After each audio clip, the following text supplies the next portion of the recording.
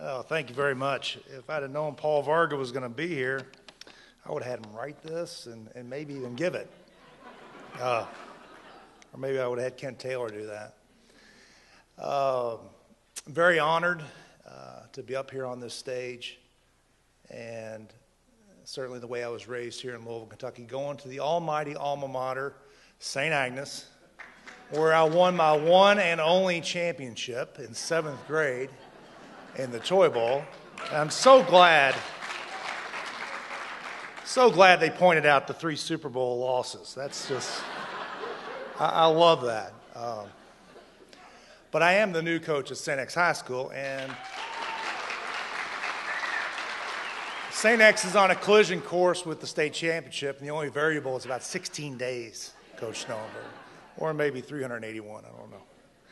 But growing up in this city, growing up Catholic, kind of like Paul Varga mentioned, I thought everyone was Catholic until I got down to Nashville and found out I was the only Catholic kid on the whole dorm floor. So, but my days at St. Agnes, I had a couple great coaches, Coach Schambach, Coach Hager in football, and I vividly remember winning a Toy Bowl in 7th grade because we won 8-0.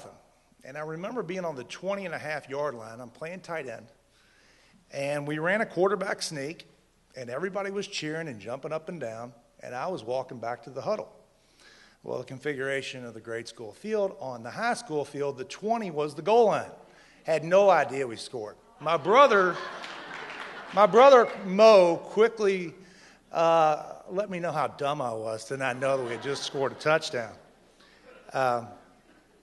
And from my Aggie days to St. X, the greatest high school in the history of the earth, in which I am so proud to be involved with.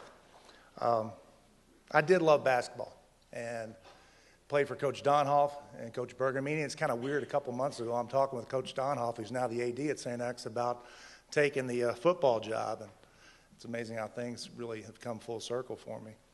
But great guys, great school. I was in the honors program. It was not easy. It's funny because people talk about recruiting as a bad word for high school sports. I'm thinking, it costs a lot of money to go there. It's very difficult. You're going to work hard. And it's all boys. Yeah, I better be very good at recruiting and get kids to come there. Should not be a bad word at all. From St. X, though, I remember my dad grabbed me. It's time to go to college. And back then, Louisville's football program was really bad in 1981, 1982. So much so they were seriously talking about dropping it to the level of Division II, or playing literally Eastern and Western at that time. And we settled on Vanderbilt because my dad, he really picked that school for me. Probably would have been Notre Dame, except he pulled the scholarship 2 weeks before the signing date, which didn't help. But ended up going to Vanderbilt. And I remember he grabbed me and he put his arm around me. He said, "Don't take this the wrong way, but I don't want you back." So I went to Vanderbilt for 4 years, stayed pretty much year-round so I could stay in school. Went to Buffalo for 7, stayed there year-round. Went to Indy for 3, stayed there year-round. It wasn't until I started playing for the Steelers I started coming home in the off-season, and been here ever since. My dad, as mentioned in the video, was a huge influence in my life. When people would ask me, my role model was always my father. I remember when somebody said, "Okay, pick a role model besides your dad," and I picked Secretary at the Racehorse. Why not? I didn't have any other ones at that time. And my mother never saw me play a bad game, even when I did. No matter what, she would always say, "I thought you played great." And I would let her know, especially in the NFL days, "Mom, it wasn't so good. We lost, and I didn't play very good." She would always say, "Well, I thought you played great." And it was nice. And really, until college, my dad never saw me play a good game. He could be pretty difficult.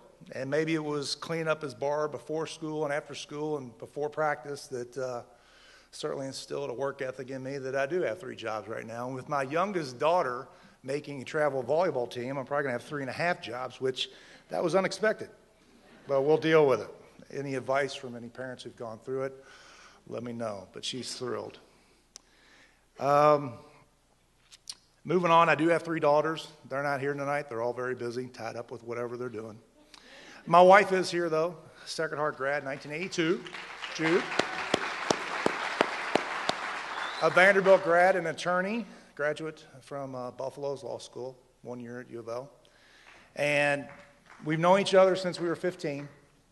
We knew we wanted to go to college together, and we did. We knew we were going to get married, knew we were going to have a family. And anyone who really knows me knows the best thing about me has always been my wife, Jude. And she's right over there.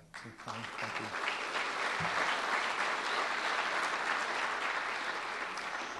I'm going to wrap this up because you all haven't heard Bubba Paris talk yet, and he can go for a long time. He's good. And there's no telling what Paul Horning's going to do and Coach Snellenberger. But I do have some coaching announcements a coaching announcement to make. At St. X, I'm really looking at expanding the staff. And I'm thinking that, I'm going to have just a goal line coach only for goal line offense. Because we're going to have a seal here and a seal there, and we're going to run Horning right up the alley. So Paul graciously is going to join the staff. Bubba doesn't know it yet, but he's thinking about moving back to Louisville to join as well.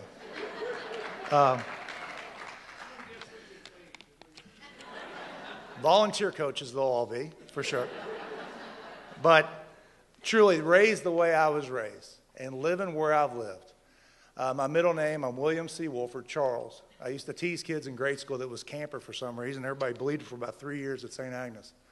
But it ought to be Catholic for all the times I've bragged on the city of Louisville, my high school, the greatest Catholic high school rivalry in the country, bar none.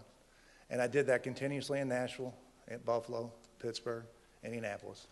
And no one ever believed me that 30,000 people come to a high school football game. And for everything I've done, there's nothing I'd rather do than take over that program and be a part of it right on the front line, on the sideline. Thank you all very much.